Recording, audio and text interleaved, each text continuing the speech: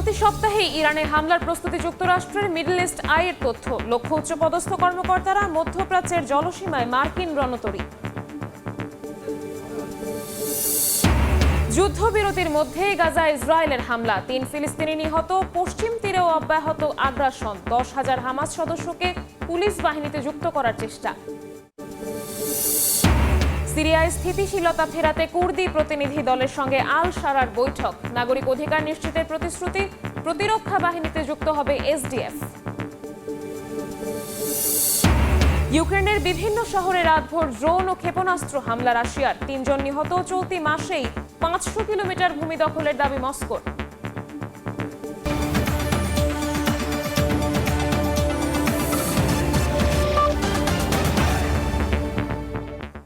আন্তর্জাতিক সময়ের সঙ্গে আছি আমি শবনম নিবিড়। চলতি সপ্তাহের মধ্যেই ইরানে হামলা চালানোর প্রস্তুতি নিচ্ছে যুক্তরাষ্ট্র, এমনটা জানিয়েছে গণমাধ্যম মিডল ইস্ট আই। এই হামলায় দেশটির উচ্চপদস্থ কর্মকর্তাদের লক্ষ্য করা হতে পারে। এর মধ্যেই মধ্যপ্রাচ্যের জলসীমায় পৌঁছেছে যুক্তরাষ্ট্রের বিমানবাহী রণতরী ইউএসএস আব্রাহাম লিঙ্কন ও সহায়ক যুদ্ধজাহাজ। এদিকে যে প্রতিবেশী দেশের ভূমি, আকাশ, জলপথ ব্যবহার করে তেহরানে হামলা চালানো হবে, সেই দেশকে শত্রু রাষ্ট্র হিসেবে বিবেচনা করা হবে বলে হুঁশিয়ারি দিয়েছে ইরানের বিপ্লবী গার্ড বাহিনী। গত সপ্তাহে মার্কিন প্রেসিডেন্ট ডোনাল্ড ট্রাম্প ইরানের ওপর সম্ভাব্য হামলার ইঙ্গিত দিয়ে একটি বিশাল নৌবহর পাঠানোর ঘোষণা দেন। তারই অংশ হিসেবে মার্কিন বিমানবাহী রণতরী ইউএসএস আব্রাহাম লিঙ্কন এবং তার সহায়ক যুদ্ধজাহাজগুলো মধ্যপ্রাচ্যে জলসীমায় পৌঁছেছে। মার্কিন সেন্ট্রাল কমান্ড বা সেন্টকম জানিয়েছে, আঞ্চলিক নিরাপত্তা ও স্থিতিশীলতা বজায় রাখতেই এই নৌবহরটি বর্তমানে মধ্যপ্রাচ্যে অবস্থান করছে। এর মধ্যেই মার্কিন প্রেসিডেন্ট ডোনাল্ড ট্রাম্প হুঁশিয়ারি দিয়ে বলেছেন, তেহরানের উদ্দেশ্যে আরও একটি আর্মাটা বা যুদ্ধজাহাজের বহর রওনা দিয়েছে। মধ্যপ্রাচ্যে মার্কিন বিমানবাহী রণতরী এবং যুদ্ধজাহাজ পৌঁছানোর পর থেকে ইরানে সম্ভাব্য যুক্তরাষ্ট্রের হামলা নিয়ে উত্তেজনা তৈরি হয়েছে। এই উদ্বেগের মধ্যে মধ্যপ্রাচ্যের গালফ অঞ্চলের কর্মকর্তাদের বরাত দিয়ে গণমাধ্যম মিডল ইস্ট আই জানিয়েছে, চলতি সপ্তাহে ইরানে হামলা চালাতে পারে যুক্তরাষ্ট্র। এই হামলায় দেশটির উচ্চপদস্থ কর্মকর্তাদের টার্গেট করা হতে পারে। যদিও বিষয়টি নিয়ে ট্রাম্প প্রশাসনের মধ্যে কিছুটা মতপার্থক্য আছে বলে জানিয়েছে গণমাধ্যমটি। যুক্তরাষ্ট্রের হামলার আশঙ্কার মধ্যে সৌদি যুবরাজ মোহাম্মদ বিন সালমানের সঙ্গে ফোনে কথা বলেছেন ইরানের প্রেসিডেন্ট মাসুদ পেজিশকিয়ান। আলোচনায় আঞ্চলিক স্থিতিশীলতা রক্ষায় ইসলামী দেশগুলোর মধ্যে ঐক্য ও সংহতির গুরুত্ব তুলে ধরেছেন তিনি। ইসলামিক রেভলিউশনারি গার্ড কর্পস সতর্ক করে বলেছে, ইরানের বিরুদ্ধে হামলায় প্রতিবেশী কোনো দেশের ভূমি, আকাশ বা জলসীমা ব্যবহার হলে তাদের শত্রু হিসেবে বিবেচনা করা হবে। মার্কিন বিমানবাহী রণতরী ইরানের জলসীমায় ঢুকলে তা লক্ষ্যবস্তু করারও হুঁশিয়ারি দিয়েছে এই বাহিনী। এদিকে ইরানের সাম্প্রতিক প্রাণঘাতী দমনপীড়নের জেরে উচ্চপদস্থ আইআরজিসি সদস্য সহ 21 ব্যক্তি ও প্রতিষ্ঠানের সম্পদ জব্দ ও ভিসা নিষেধাজ্ঞা অনুমোদন করতে যাচ্ছে ইউরোপীয় ইউনিয়ন। একই সঙ্গে ইরানের বিরুদ্ধে যুদ্ধ শুরু হলে নীরব না থাকার হুঁশিয়ারি দিয়েছে সশস্ত্র গোষ্ঠী হিজবুল্লাহ। ইরানের সর্বোচ্চ নেতার বিরুদ্ধে যে কোনো হুমকিকে হিজবুল্লাহ নিজেদের বিরুদ্ধে হুমকি হিসেবে বিবেচনা করবে বলে জানিয়েছে গোষ্ঠীটি। ইরানে যদি কোনো কথায় সরকার পতন হয়ে যায়, তাহলে নিজেদের সীমান্তে বাফার জোন তৈরির পরিকল্পনা করছে তুরস্ক। মিডল ইস্ট আইয়ের আরেক প্রতিবেদন অনুযায়ী ইরানে যে কোনো কিছু হতে পারে এমন আশঙ্কা মাথায় রেখে প্রস্তুতি নিচ্ছে আঙ্কারা। তুরস্কের এক সাংসদ বলেছেন, ইরান সরকার পতন হলে সেখান থেকে কোনো শরণার্থী যেন তুরস্কে প্রবেশ করতে না পারে, এমন পন্থায় অবলম্বন করছে আঙ্কারা। মালিহা সুহরওয়ার্দী, সময় সংবাদ। গাজায় ভঙ্গুর যুদ্ধবিরতির মধ্যেই ইসরায়েলের হামলায় 3 জন ফিলিস্তিনি নিহত হয়েছেন। আহত হয়েছেন অন্তত 3 জন। একই সঙ্গে পশ্চিম তীরে ইসরায়েলি বাহিনীর গুলিতে 2 জন আহত হয়েছেন। এদিকে গাজার নতুন মার্কিন সমর্থিত ফিলিস্তিনি প্রশাসনে হামাস তাদের 10,000 সদস্য বিশিষ্ট পুলিশ বাহিনীকে যুক্ত করার চেষ্টা করছে। যদিও হামাসকে নিরস্ত্রকরণ না করা হলে উপত্যকাটিকে পুনর্গঠন করতে দেয়া হবে না বলে হুঁশিয়ারি দিয়েছেন ইসরায়েলের প্রধানমন্ত্রী বেনয়ামিন নেতানিয়াহু।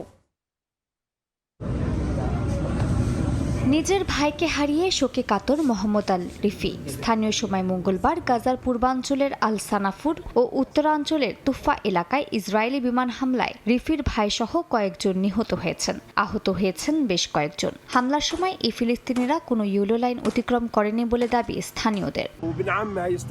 আমার চাচাতো ভাই শহীদ হয়েছেন একটি গ্রিন জোনে, ইয়েলো জোনে নয়। তাহলে ট্রাম্পের সেই শান্তি পরিষদ কোথায়?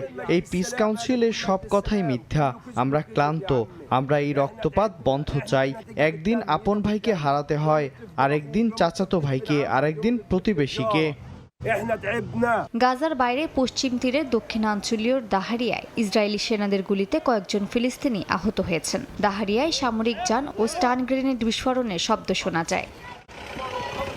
গাজায় নতুন মার্কিন সমর্থিত ফিলিস্তিনি প্রশাসনে হামাস তার 10,000 সদস্য বিশিষ্ট পুলিশ বাহিনীকে যুক্ত করার চেষ্টা করছে। সম্ভাব্য অস্ত্র সমর্পণের আগে এই দাবি উঠেছে। হামাস জানিয়েছে তাদের প্রায় 40,000 বেসামরিক ও নিরাপত্তা কর্মীকে national committee for the administration of Gaza বা এনসিএজি এর সঙ্গে সহযোগিতার নির্দেশ দেওয়া হয়েছে। মুখপাত্র হাজেম কাশেম জানিয়েছেন মন্ত্রী পরিষদ পুনর্গঠনে প্রস্তুত হামাস। কিছু দপ্তর একীভূত করা, দায়িত্ব পুনর্বন্টন এবং প্রশাসনিক সংস্কারের মাধ্যমে আন্তর্জাতিক চাপ ও অভ্যন্তরীণ বাস্তবতা সামাল দেওয়ার পরিকল্পনা রয়েছে সংগঠনটির। আমাদের পূর্ণ আস্থা আছে যে এই কমিটি যোগ্য জনবলকে কাজে লাগানোর ভিত্তিতেই কাজ করবে এবং আগের সময়ে যারা কাজ করেছেন তাদের কারো অধিকার নষ্ট হতে দেবে না। বর্জন, বরখাস্ত বা এ ধরনের যুক্তির বাইরে থেকেই সবার অধিকার নিশ্চিত করার জন্য একাধিক ব্যবস্থা ও একাধিক পথ রয়েছে। এই বিষয়টি মধ্যস্থতাকারীদের সঙ্গেও আলোচনা করা হয়েছে। জেরুজালেমে এক সংবাদ সম্মেলনে ইসরায়েলের প্রধানমন্ত্রী বিনিয়ামিন নেতানিয়াহু বলেন, গাজা নিয়ে এখন ইসরায়েলের সামনে দুটি মূল লক্ষ্য রয়েছে। এক, হামাসের অস্ত্র ভেঙে দেয়া এবং 2, গাজাকে সম্পূর্ণভাবে নিরস্ত্রীকরণ করা। উপত্যকাটি পুনর্গঠন প্রসঙ্গে নেতানিয়াহু স্পষ্ট করে বলেন, নিরস্ত্রীকরণের আগে পুনর্গঠনের কোনো প্রশ্নই ওঠে না। তিনি জানান, যুদ্ধবিধ্বস্ত গাজায় পুনর্গঠন শুরু করার যে আলোচনা শোনা যাচ্ছে তা ইসরায়েল মেনে নেবে না। মালিহা সুহরওয়ার্দী, সময় সংবাদ। সিরিয়ার প্রেসিডেন্ট আহমেদ আল শারা কুর্দি প্রধান শহর কবার্নের 15 জন প্রভাবশালী ও বুদ্ধিজীবী কুর্দ প্রতিনিধির সঙ্গে গোপন বৈঠক করেছেন। বৈঠকে শারা কুর্দিদের নাগরিক ও সাংস্কৃতিক অধিকার সংরক্ষণের উপর জোর দেন। সিরিয়া সরকার ও কুর্দি নেতৃত্বাধীন এসডিএফ এর মধ্যে একটি প্রাথমিক কাঠামোগত চুক্তি হয়েছে বলে জানিয়েছে সিরীয় গণমাধ্যম। চুক্তিতে প্রতিরক্ষা বাহিনীতে এসডিএফ এর সদস্যদের যুক্ত করার বিষয়টিও অন্তর্ভুক্ত করা হয়। এর মধ্যেই মার্কিন প্রেসিডেন্ট ডোনাল্ড ট্রাম্পের সঙ্গে ফোনালাপে সিরিয়ার ভৌগোলিক অখণ্ডতা ও জাতীয় সার্বভৌমত্বের প্রতি পূর্ণ অঙ্গীকার পুনর্ব্যক্ত করেন আহমেদ আল শারা। কুর্দি নেতৃত্বাধীন এসডিএফ এর সঙ্গে চলমান অস্থিরতার মধ্যে পরিস্থিতি সামাল দিতে নতুন এক উদ্যোগ নিয়েছেন সিরিয়ার প্রেসিডেন্ট আহমেদ আল শারা। সিরীয় গণমাধ্যমের তথ্য অনুযায়ী তাবকা বাঁধ পরিদর্শনের সময় কোবানে শহর থেকে আসা 15 জন কুর্দি বুদ্ধিজীবী ও প্রভাবশালী সামাজিক ব্যক্তির সঙ্গে গোপন বৈঠক করেন প্রেসিডেন্ট আহমেদ আল শারা। বৈঠকে আল শারা তার ঘোষিত কুর্দি নাগরিক ও সাংস্কৃতিক অধিকার স্বীকৃতির ঘোষণা পূর্ণ বাস্তবায়নের ওপর জোর দেন। তিনি বলেন, নতুন সিরীয় রাষ্ট্র সব কুর্দিদের অধিকার রক্ষা করবে। তবে বৈঠকে এসডিএফ নেতৃত্বের সমালোচনা করে তিনি বলেন, তারা কুর্দি জনগণের অধিকারের চেয়ে ভূখণ্ড নিয়ন্ত্রণ ও সংঘাতকেই অগ্রাধিকার দিচ্ছে।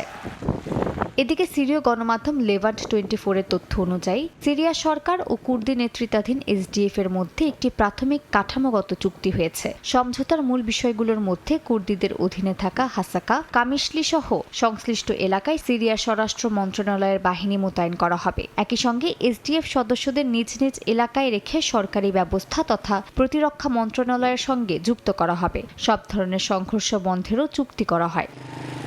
স্থানীয় সময় মঙ্গলবার ট্রাম্পের সঙ্গে দীর্ঘ ফোনালাপে আল শারা সিরিয়ার ভৌগোলিক অখণ্ডতা ও জাতীয় সার্বভৌমত্বের প্রতি পূর্ণ অঙ্গীকার পুনর্ব্যক্ত করেন। তিনি রাষ্ট্রীয় প্রতিষ্ঠান সংরক্ষণ, নাগরিক শান্তি জোরদার এবং দায়েশের পুনরুত্থান ঠেকাতে আন্তর্জাতিক সহযোগিতার ওপর জোর দেন। ট্রাম্প সিরীয় জনগণের ঐক্যবদ্ধ ও শক্তিশালী রাষ্ট্র গঠনের আকাঙ্ক্ষার প্রতি সমর্থন জানান। সিরিয়ার দক্ষিণাঞ্চলের তিশরিন ও কারাকুজাক বাঁধ সংলগ্ন গ্রামগুলোতে বাড়ি ফেরার চেষ্টা করার সময় এসডিএফ এর পুঁতে রাখা স্থল মাইনের বিস্ফোরণে বেশ কয়েকজন বেসামরিক নাগরিক নিহত হয়েছেন। আলেপ্পো মিডিয়া ডিরেক্টরেটের অভিযোগ অনুযায়ী প্রত্যাহারের আগে অসংখ্য বেসামরিক বাড়ি ও সড়কে মাইন বসানো হয়েছিল। মালিহা সুহরওয়ার্দী, সময় সংবাদ। ইউক্রেনের বিভিন্ন শহরে রাশিয়ার জোরদার হামলা অব্যাহত রয়েছে। ইউক্রেনের খার্কিভ ও ওডেসায় রাশিয়ায় রাতভর ড্রোন ও মিসাইল হামলায় অন্তত 3 জন নিহত হয়েছেন। আহত হয়েছেন আরও 25 জন। এর মধ্যেই চলতি মাসে ইউক্রেনের 500 বর্গ কিলোমিটার ভূমি দখলের দাবি করেছেন রাশিয়ার সশস্ত্র বাহিনীর প্রধান। এদিকে গণমাধ্যমের তথ্য মতে কিয়েভে নিরাপত্তা দেওয়ার বিনিময়ে দনবাস থেকে ইউক্রেনীয় সেনাবাহিনীকে পুরোপুরিভাবে সরে আসার শর্ত দিয়েছে যুক্তরাষ্ট্র। যদিও এমন অভিযোগ প্রত্যাখ্যান করেছে হোয়াইট হাউস। ইউক্রেন যুদ্ধবন্ধে একের পর এক বৈঠকের আয়োজন করা হচ্ছে। অংশ নিচ্ছে রুশ প্রতিনিধি দলও। এত আলোচনার পরও আক্রমণাত্মক আচরণ থেকে সরে আসছে না রাশিয়া। স্থানীয় সময় মঙ্গলবার ইউক্রেনের দক্ষিণের বন্দর নগরীর ওডেসায় রাতভর রুশ ড্রোন হামলায় বেশ কয়েকজন হতাহত হয়েছেন। স্থানীয় কর্তৃপক্ষের দাবি, আহতদের মধ্যে শিশু ও অন্তঃসত্ত্বা নারীও আছেন। এই হামলায় আবাসিক ভবন, একটি গির্জা, কিন্ডারগার্টেন ও একটি উচ্চ বিদ্যালয় ক্ষতিগ্রস্ত হয়েছে। এছাড়া একটি জ্বালানি স্থাপনাও ব্যাপকভাবে ক্ষতিগ্রস্ত হয়। এর আগে খার্কিভে রাশিয়ার ড্রোন ও ক্ষেপণাস্ত্র হামলায় শহর ও আশপাশের অঞ্চলের প্রায় 80% এলাকায় বিদ্যুৎ বিচ্ছিন্ন হয়ে পড়ে। স্থানীয় মেয়রের দাবি, নির্দিষ্ট একটি স্থাপনা লক্ষ্য করেই হামলা চালানো হয়। 16টি বহুতল ভবন ক্ষতিগ্রস্ত হয়েছে। বেশ কয়েকজন হতাহত হয়েছেন। বারবার বিমান হামলার আশঙ্কায় ব্যাহত হচ্ছে মেরামত কাজও। জানুয়ারিতে ইউক্রেনের যুদ্ধক্ষেত্রে উল্লেখযোগ্য অগ্রগতির দাবি করেছে রাশিয়া। দেশটির সশস্ত্র বাহিনীর প্রধান জেনারেল ভ্যালেরি গেরাসিমভ জানিয়েছেন, চলতি মাসে 17টি বসতি দখল করে 500 বর্গ কিলোমিটারের বেশি এলাকা নিয়ন্ত্রণে নেওয়া হয়েছে। রাশিয়ার প্রতিরক্ষা মন্ত্রণালয় জানায়, গেরাসিমভ ইউক্রেনের লড়াইরত পশ্চিমাঞ্চলের সেনাদের পরিদর্শন করেছেন। ফিনান্সিয়াল টাইমসের এক প্রতিবেদন অনুযায়ী ভবিষ্যতে মার্কিন নিরাপত্তার নিশ্চয়তার শর্ত হিসেবে ইউক্রেনকে দনবাসের যে অংশ এখনও কিয়েভের নিয়ন্ত্রণে রয়েছে সেখান থেকে ইউক্রেনীয় সেনা পুরোপুরি প্রত্যাহারের আহ্বান জানিয়েছে যুক্তরাষ্ট্রের আলোচকরা। প্রতিবেদনে 8 জন অবগত সূত্রের উদ্ধৃতি দিয়ে বলা হয়, নিরাপত্তা গ্যারান্টি পেতে হলে ইউক্রেনকে শান্তি চুক্তিতে সম্মত হতে হবে, যার মধ্যে দোনেৎস্ক ও লুহান্স থেকে প্রত্যাহারের শর্তও যোগ হতে পারে। হোয়াইট হাউসের ডেপুটি প্রেস সেক্রেটারি আনা কেলি প্রতিবেদনটি ভুল বলে উড়িয়ে দিয়েছেন। তিনি বলেন, শান্তি প্রক্রিয়ায় যুক্তরাষ্ট্রের একমাত্র ভূমিকা দুই পক্ষকে আলোচনায় বসানো। মালিহা সুহরওয়ার্দী, সময় সংবাদ। আন্তর্জাতিক সময় আরও থাকছে। তুষার ঝড়ের তাণ্ডবে বিপর্যস্ত যুক্তরাষ্ট্র, মৃতের সংখ্যা বেড়ে 42। বিদ্যুৎহীন হাজার হাজার ঘরবাড়ি। আরও একটি ঝড়ের পূর্বাভাস আবহাওয়া বিভাগের, সতর্কতা জারি।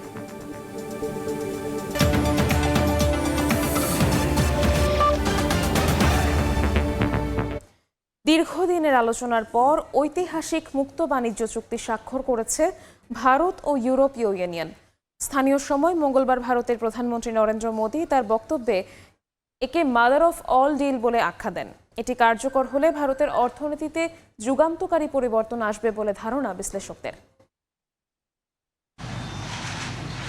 মার্কিন শুল্কের চাপে বিশ্ব বাণিজ্যের টালমাটাল অবস্থাতে ইউরোপের সঙ্গে আলোচনায় বাজিমাত করেছেন ভারতের প্রধানমন্ত্রী নরেন্দ্র মোদী। ইউরোপীয় ইউনিয়নের সঙ্গে ভারতের মুক্ত বাণিজ্য চুক্তি নিয়ে দীর্ঘদিন ধরে চলা আলোচনা অবশেষে আলোর মুখ দেখছে। স্থানীয় সময় মঙ্গলবার নয়াদিল্লিতে দ্বিপক্ষীয় বৈঠক শেষে দুই দেশের মধ্যে চুক্তি চূড়ান্ত হয়েছে বলে ঘোষণা দেন মোদী। একে মাদার অফ অল ডিল বলে আখ্যা দেন তিনি। भारत और यूरोपियन यूनियन के बीच एक बहुत बड़ा एग्रीमेंट हुआ।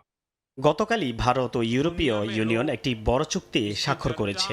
বিশ্বজুড়ে লোকেরা এটিকে মাদার অফ অল ডিল হিসেবে উল্লেখ করছেন। এই চুক্তিটি 140 কোটি ভারতীয় এবং ইউরোপীয় দেশগুলোর লাখ লাখ মানুষের জন্য বিভিন্ন সুযোগ তৈরি করবে। यूरोपीय देशों के करोड़ों लोगों के लिए बहुत बड़े अवसर लेकर आया है। চুক্তি অনুযায়ী পণ্যের উপর শুল্ক কমানোর সিদ্ধান্ত নিয়েছে সংশ্লিষ্ট দেশগুলো। এর অংশ হিসেবে ইউরোপীয় গাড়ি, যন্ত্রপাতি, রাসায়নিক ও বৈদ্যুতিক সরঞ্জামে শুল্ক কমানো হবে। পর্যায়ক্রমে খরচ কমবে বিমান ও মহাকাশযানেও। ভারতের গাড়ির বাজারে 110% শুল্ক কমে 10% হবে। তবে দুগ্ধজাত পণ্য, চিনি ও কৃষি পণ্যে শুল্ক বহাল থাকবে। ব্রাসেলসের দাবি, এই চুক্তি কার্যকর হলে ভারতের বাজারে বিনিয়োগ বাড়বে, ইউরোপের বাজারে প্রবেশাধিকার বাড়বে নয়াদিল্লির। ইউরোপীয় ইউনিয়নের 27টি দেশের সঙ্গে ভারতের পণ্যের সরবরাহ ব্যবস্থা আরও উন্নত হবে। মোদী প্রশাসন বলছে, এটি ভারতের কৃষক ও ছোট ব্যবসার জন্য ইউরোপীয় বাজারে সহজে পণ্য পৌঁছানোর বড় সুযোগ। পাশাপাশি উৎপাদন এবং পরিষেবা খাতেও আমূল পরিবর্তনের সম্ভাবনা রয়েছে। বাণিজ্য চুক্তির পাশাপাশি নিরাপত্তা, প্রতিরক্ষা ও জলবায়ু সহযোগিতা নিয়েও দুই পক্ষের মধ্যে আলোচনা চলমান। ভারতীয় প্রতিরক্ষা মন্ত্রী রাজনাথ সিং জানান, ইউরোপীয় কমিশনের ভাইস প্রেসিডেন্ট কাজা কাল্লাসের সঙ্গে নিরাপত্তা ও প্রতিরক্ষা বিষয়ে কথা বলেছেন তিনি। এ সময় সম্মিলিতভাবে ভবিষ্যতের বিপদ মোকাবিলায় নিজেদের প্রস্তুত করে তোলার ব্যাপারে পদক্ষেপ নেওয়ার কথা বিবেচনা করেন তারা। সামুদ্রিক নিরাপত্তা ও সাইবার হুমকি নিয়েও আলোচনা করেন। সাদিয়া তাসনিম, সময় সংবাদ। যুক্তরাষ্ট্রের মিনিয়াপলিসে বক্তব্য দেওয়ার সময় আক্রমণের শিকার হয়েছেন মার্কিন কংগ্রেস সদস্য ইলহান ওমর। স্থানীয় সময় মঙ্গলবার মিনিয়াপলিসে টাউন হল সভায় বক্তব্য দেন তিনি। শহরে ফেডারেল অভিবাসন তৎপরতার সমালোচনা করার সময় ইলহান ওমরের দিকে একটি তরল পদার্থ স্প্রে করে এক ব্যক্তি। নিরাপত্তা কর্মীরা অভিযুক্ত ব্যক্তিকে ঘটনাস্থলে আটক করে। বার্তা সংস্থা রয়টার্স জানায়, হামলায় ইলহানের কোনো ক্ষতি হয়নি, তবে কোন ধরনের পদার্থ স্প্রে করা হয়েছে এবং আক্রমণকারীর বিরুদ্ধে অভিযোগ দায়ের করা হয়েছে কিনা এ বিষয়ে কিছুই জানায়নি কর্তৃপক্ষ।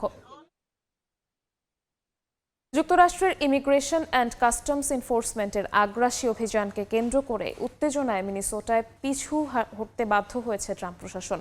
মিনিয়াপলিসে অভিবাসন বিরোধী অভিযানের প্রধান মুখ গ্রেগরি বোভিনোকে তার বর্ডার পেট্রোল কমান্ডারের পদ থেকে অব্যাহতি দেওয়া হয়েছে। তবে স্থানীয়রা ক্ষোভ জানিয়ে বলেন, এ পদক্ষেপ যথেষ্ট নয়, বরং গ্রেগরিকে আইনের আওতায় শাস্তি দিতে হবে। এদিকে আইসিই এর গুলিতে সদ্য নিহত আইসিইউ নার্স প্রেটির কাছে বন্দুক থাকা উচিত ছিল না বলে মন্তব্য করেছেন মার্কিন প্রেসিডেন্ট ডোনাল্ড ট্রাম্প।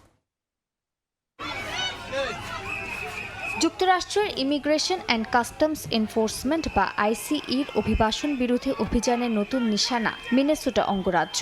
গেল কয়েক সপ্তাহেই আইসিই এর এজেন্টদের গুলিতে একজন সাহিত্যিক ও একজন আইসিইউ নার্স নিহত হয়েছেন। এসব ঘটনার পরেই শুরু হয়ে যায় দেশ জুড়ে উত্তেজনা। এরই জেরে ট্রাম্প প্রশাসন তাদের এই অভিযানে নেতৃত্বে বড় ধরনের রদবদল করছে। যুক্তরাষ্ট্রের মিনেসোটা অঙ্গরাজ্যের মিনিয়াপলিসে অভিবাসন বিরোধী অভিযানের প্রধান মুখ এবং বর্ডার পেট্রোল কমান্ডার গ্রেগরি বোভিনো মঙ্গলবার শহরটি ত্যাগ করেছেন বলে ধারণা করা হচ্ছে। গ্রেগরি বোভিনোর মিনেসোটার হোটেলের বাইরে প্রতিবাদকারীরা উত্তেজনা সৃষ্টি করেন। তারা জানান, শুধু পদচ্যুতিই তার যোগ্য শাস্তি নয়, বরং তাকে আইনের আওতায় আনতে হবে।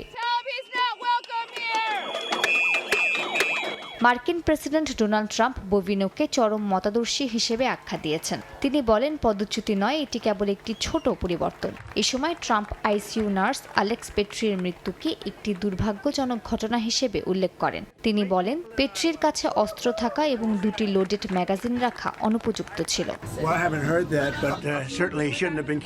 আমরা সীমান্তকে সুরক্ষিত রাখার চেষ্টা করছি। দেশ জুড়ে অপরাধ অনেক কমে গেছে। আমি মনে করি এক মিডিয়ায় রিপোর্ট এসেছে, যদিও তারা এটা শুনতে পছন্দ করেন না, কিন্তু এখন পর্যন্ত রেকর্ড করা সর্বনিম্ন অপরাধ রেকর্ড করা হয়েছে। তাই আপনি বুঝতেই পারছেন কি বলতে চাইছি। আর আমরা মিনেসোটার কথাও যদি বলি, মিনেসোটাতেও অপরাধ অনেক কমেছে। আসন্ন মিলান কর্টিনা শীতকালীন অলিম্পিকে নিরাপত্তা সহায়তার জন্য আইসিই সেনা মোতায়েনের সিদ্ধান্ত নিয়েছে যুক্তরাষ্ট্র।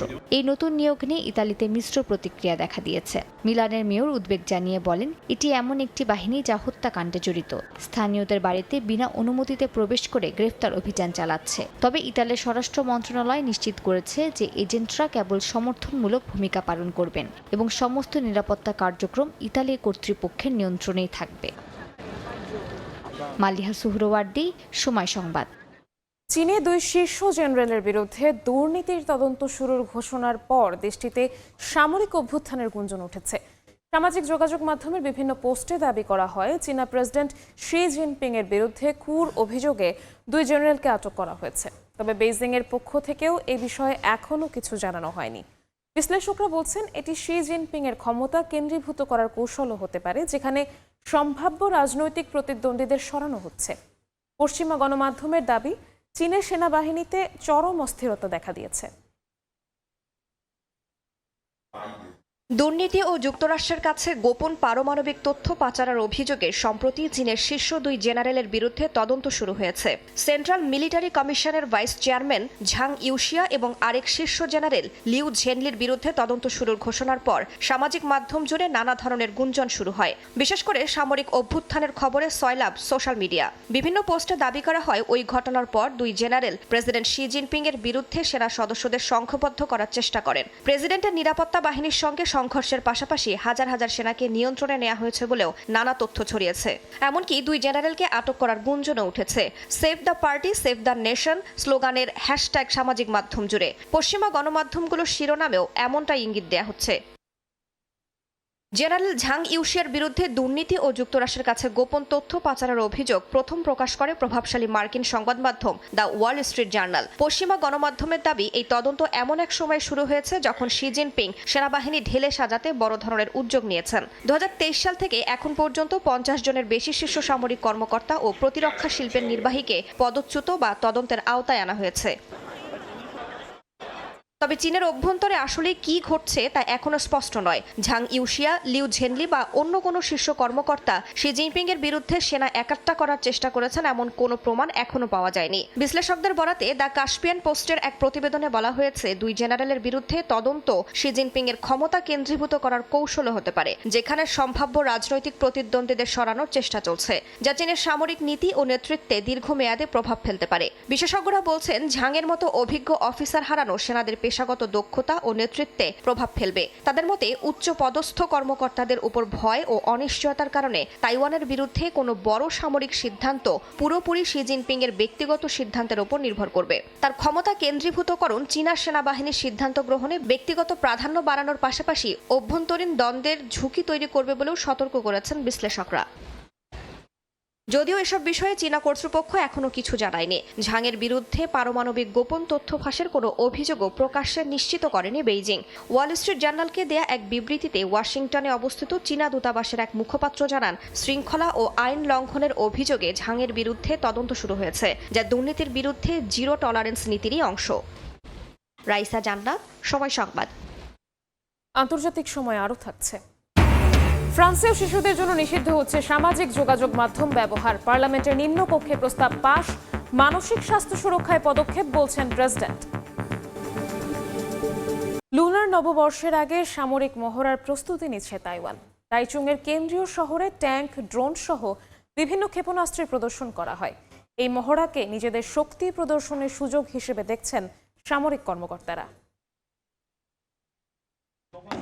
লুনার নববর্ষ স্থানীয়ভাবে স্প্রিং ফেস্টিভ্যাল নামে পরিচিত। চন্দ্র ও সূর্য পঞ্জিকা অনুযায়ী ফেব্রুয়ারির মাঝামাঝি সময়ে তাইওয়ানে পালিত হয় লুনার নববর্ষ। এ উৎসবকে ঘিরে সামরিক মহড়ার প্রস্তুতি নিচ্ছে তাইওয়ান। স্থানীয় সময় মঙ্গলবার তাইচুংয়ের কেন্দ্রীয় শহরে প্রস্তুতিমূলক এ মহড়ার কার্যক্রম চালানো হয়। প্রস্তুতি মহড়ার অংশ হিসেবে বিভিন্ন সামরিক অস্ত্রের প্রদর্শন করেছে তাইওয়ান। সামরিক ট্যাঙ্ক, কৌশলগত স্বল্প দূরত্বের ড্রোন সহ বিভিন্ন ক্ষেপণাস্ত্র প্রদর্শন করা হয়। এছাড়া প্রথমবারের মতো প্রদর্শনীতে অংশ নিয়েছে নবগঠিত high mobility artillery rocket system unit. 58তম আর্টিলারি কমান্ডার ক্যাপ্টেন লু জানান, এই মহড়া সামরিক সরঞ্জামের কার্যকারিতা যাচাই এবং ধারাবাহিক প্রশিক্ষণ জনসম্মুখে তুলে ধরার সুবর্ণ সুযোগ। আমরা প্রথমবারের মতো অন্যান্য বাহিনীর সঙ্গে মহড়ায় অংশগ্রহণ করছি। এটি আমাদের সরঞ্জামের কার্যকারিতা যাচাইয়ের চমৎকার সুযোগ ছিল। একই সঙ্গে জনগণের সামনে আমাদের ধারাবাহিক ও কঠোর প্রশিক্ষণের ফলাফল প্রদর্শনেরও সুযোগ পেয়েছি। মহড়ার মাধ্যমে তাইওয়ান নিজেদের সামরিক দক্ষতা ও প্রতিরক্ষা ব্যবস্থা জনসাধারণের সামনে তুলে ধরছে, যা কেবল অস্ত্রের কার্যকারিতার উপর নির্ভর নয়, নিজেদের কৌশলগত পরিকল্পনা এবং কঠোর প্রশিক্ষণেরও জানান দিচ্ছে তাইওয়ান। বরকতুল্লাহ, সময় সংবাদ।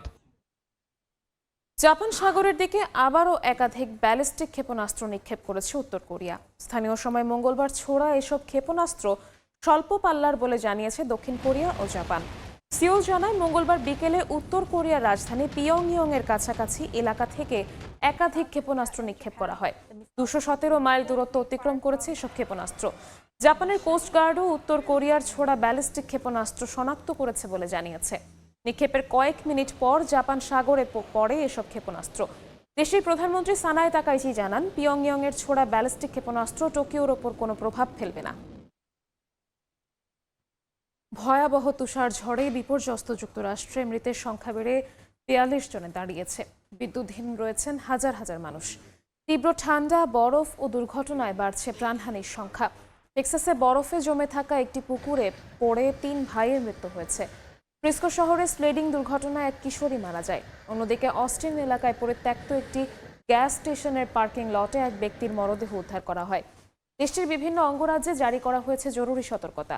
অন্যদিকে দেশটিতে বিদ্যুৎহীন হয়ে পড়েছে হাজার হাজার ঘরবাড়ি। এর মধ্যেই আরও একটি ঝড়ের পূর্বাভাস দিয়েছে যুক্তরাষ্ট্রের আবহাওয়া বিভাগ।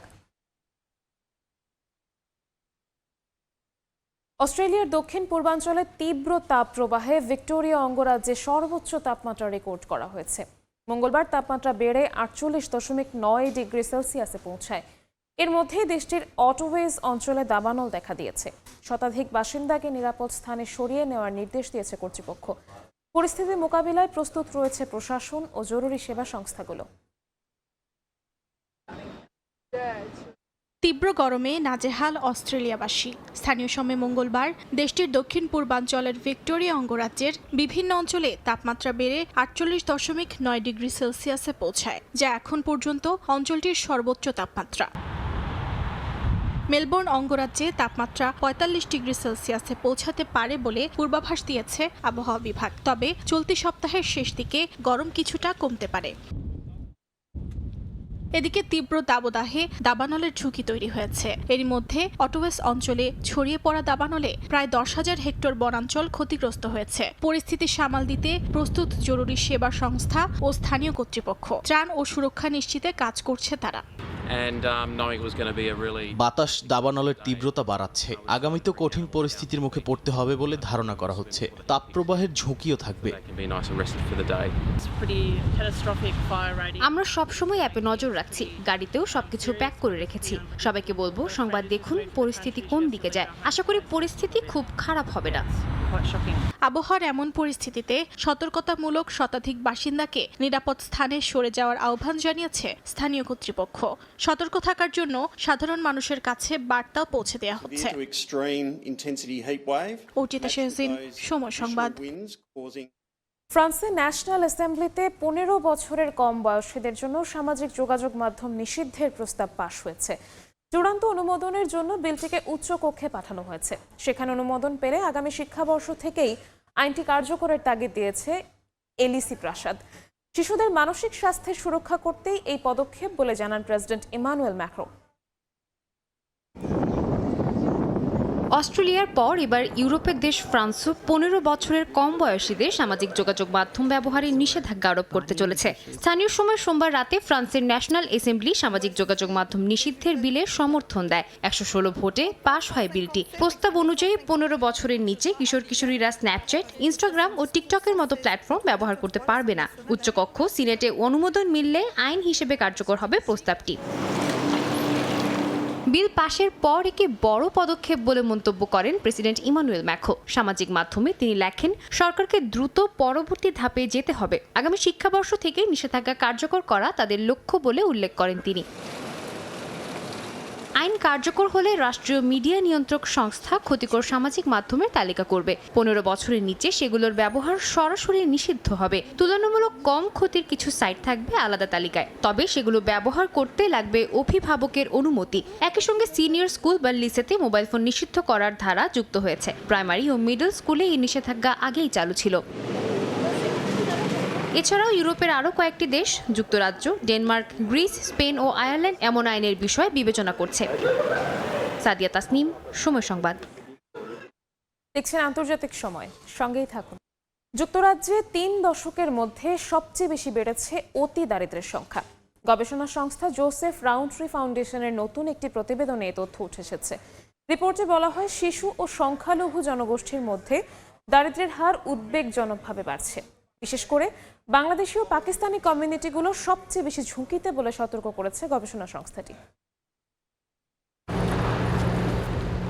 যুক্তরাজ্যের মোট জনসংখ্যা প্রায় 6,90,00,000। অর্থনীতি প্রযুক্তিগতভাবে প্রবৃদ্ধির পথে থাকলেও বাস্তবে জীবনযাত্রার ব্যয় সাধারণ মানুষের নাগালের বাইরে যাচ্ছে। সাম্প্রতিক মাসগুলোতে অর্থনৈতিক প্রবৃদ্ধি সীমিত থাকলেও মূল্যস্ফীতি 3% উপরে এবং সুদের হার দীর্ঘদিন উচ্চ থাকায় প্রকৃত আয় কমেছে। এ কারণে চাকরি থাকা সত্ত্বেও বহু পরিবার দারিদ্র্যসীমার নিচে নেমে যাচ্ছে, যা দেশটির অতি দরিদ্রতা বৃদ্ধির বাস্তব চিত্র তুলে ধরছে।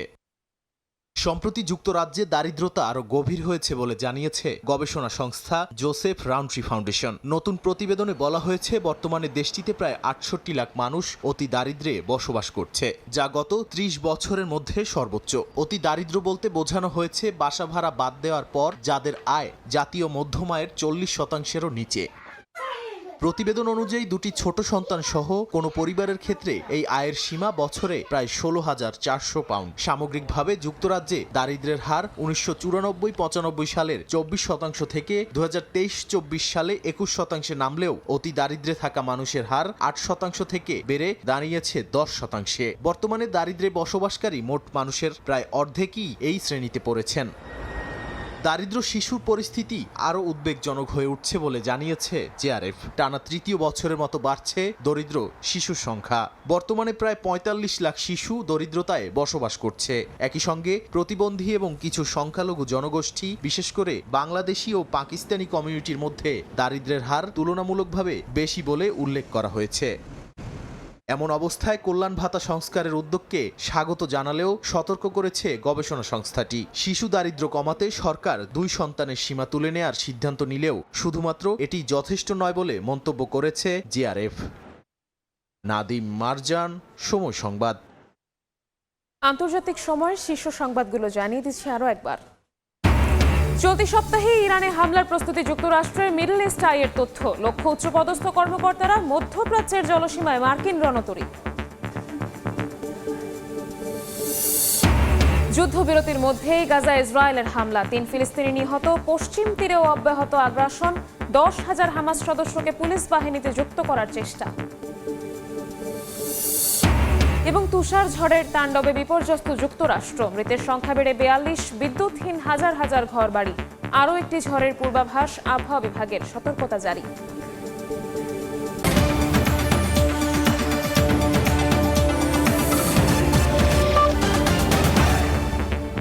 এ ছিল আন্তর্জাতিক সময়। এরপর সকাল 10টার সময় সংবাদ নিয়ে সঙ্গে থাকবেন সহকর্মী অর্জিতা শাহজিন। ধন্যবাদ নিবিড়। সকাল 10টার সময় সংবাদ নিয়ে আসছে কিছুক্ষণ পর, সঙ্গে থাকুন সময়।